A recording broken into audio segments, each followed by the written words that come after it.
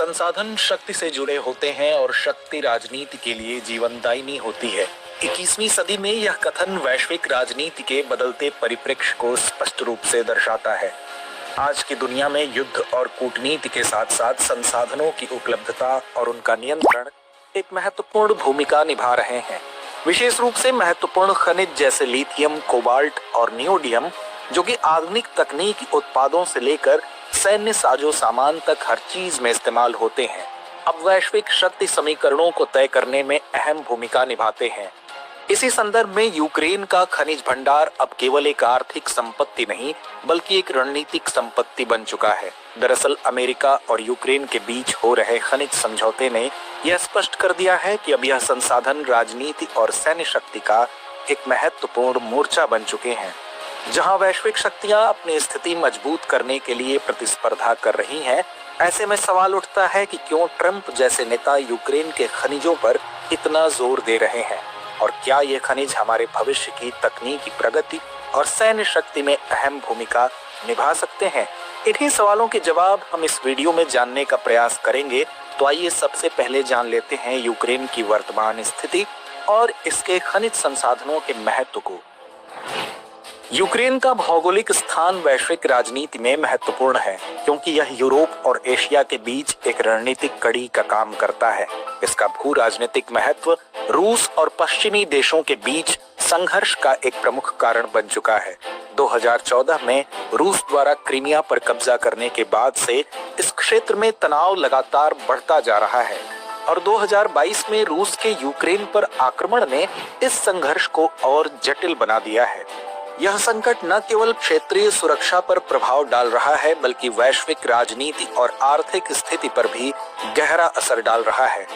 इस संदर्भ में यूक्रेन के खनिज संसाधन वैश्विक राजनीति पर अत्यधिक प्रभाव डालने लगे हैं। खासकर अमेरिका जैसे शक्तिशाली देशों द्वारा इन खनिजों पर ध्यान केंद्रित किया जा रहा है, जो भविष्य की तकनीकी प्रगति और सैन्य क्षमता के लिए महत्वपूर्ण हो सकते हैं। क्योंकि यूक्रेन के पास ऐसे महत्वपूर्ण खनिजों का विशाल भंडार है जिनका उपयोग उच्च तकनीकी उत्पादों जैसे स्मार्टफोन, कंप्यूटर, इलेक्ट्रिक कार, बैटरियां और आधुनिक सैन्य उपकरणों में किया जाता है। यह खनिज लिथियम, टंगस्टन और अन्य महत्वपूर्ण धातुओं में शामिल है। इन खनिजों का वैश्विक आपूर्ति श्रृंखला पर चीन का नियंत्रण है, जो अमेरिका के लिए चिंता का कारण बन चुका है। अमेरिका का मानना था कि यदि वह यूक्रेन के खनिज संसाधनों पर नियंत्रण पा सकता है तो वह चीन के मुकाबले अपनी तकनीकी और सैन्य ताकत को मजबूत कर सकता है।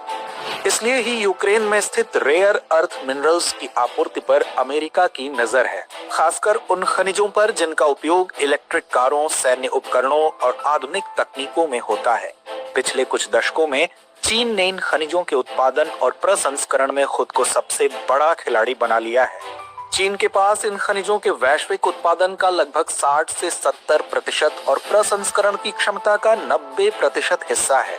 इससे अमेरिकी प्रशासन को यह चिंता हो रही है कि यदि चीन ने इन खनिजों पर अपना नियंत्रण और मजबूत किया तो यह उसकी वैश्विक प्रतिस्पर्धा को कमजोर कर सकता है।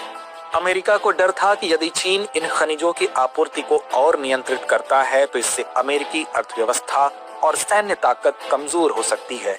इसी कारण ट्रंप प्रशासन ने यूक्रेन के खनिज संसाधनों पर नियंत्रण प्राप्त करने के लिए प्रयास किए।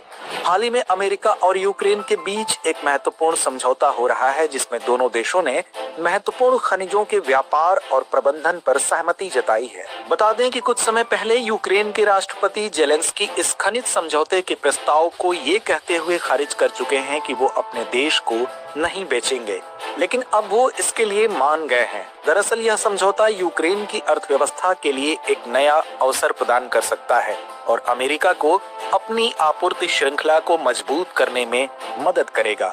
इस समझौते से अमेरिका को चीन और अन्य देशों से अपनी निर्भरता कम करने का अवसर मिलेगा, जबकि यूक्रेन को आर्थिक सहायता और अंतर्राष्ट्रीय समर्थन प्राप्त होगा। यूक्रेन के लिए यह समझौता न केवल आर्थिक दृष्टिकोण से महत्वपूर्ण है बल्कि यह उनके कूटनीतिक संबंधों को भी मजबूत कर सकता है। अमेरिका के साथ खनिज व्यापार यूक्रेन को यूरोपीय संघ और नाटो के साथ अपनी साझेदारी को और भी सशक्त बनाने का अवसर देता है। यूक्रेन के खनिज संसाधन वैश्विक राजनीति और अर्थव्यवस्था में एक महत्वपूर्ण भूमिका निभा रहे हैं। इन खनिजों पर नियंत्रण पाने के लिए अमेरिका और चीन के बीच प्रतिस्पर्धा बढ़ गई है, जो आगे भी जारी रहने की संभावना है। यूक्रेन की भूमिका इस संदर्भ में अहम बनी रहेगी और यह देखना दिलचस्प होगा कि भविष्य में कौन सी शक्ति इन संसाधनों पर कब्जा करने में सफल होती है। वहीं आज के समय में जब हम रूस यूक्रेन संघर्ष के बारे में बात करते हैं तो यह केवल सैन्य संघर्ष नहीं है, बल्कि इसमें महत्वपूर्ण खनिजों की भूमिका और उन पर नियंत्रण भी शामिल है।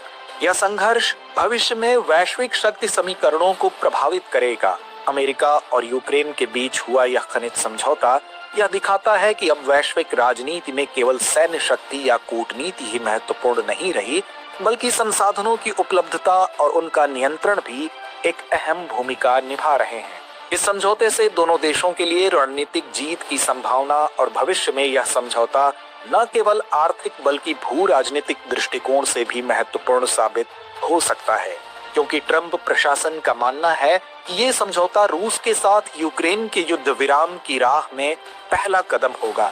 साथ ही रूस के राष्ट्रपति